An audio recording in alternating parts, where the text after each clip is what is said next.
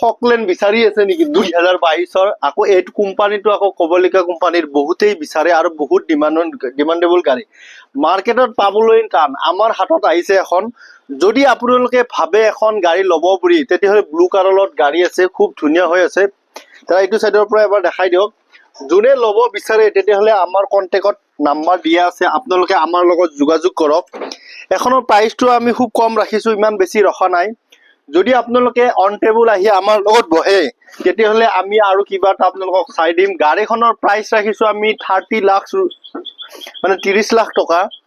এনেকুৱা নহয় যে 30 লাখে দিব লাগিব আপোনালোকে যদি আহি আমাৰ লগত বহে তেতিয়া আমি আৰু কিবা এটা আপোনালোকক চাই দিম গাড়ীখন এইটো সাইডৰ পৰা এবাৰ দেখাই দিও খুব ধুনীয়া হৈছে গাড়ী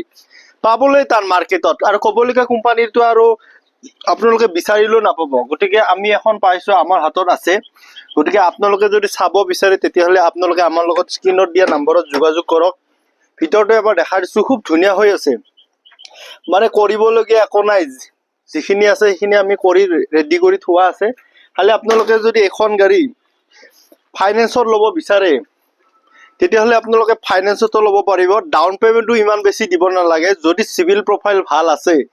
তেতিয়াহ'লে 4-5 লাখ টকা ডাউন পেমেণ্ট দিলেও গাড়ীখন আপোনালোকে লৈ যাব পাৰিব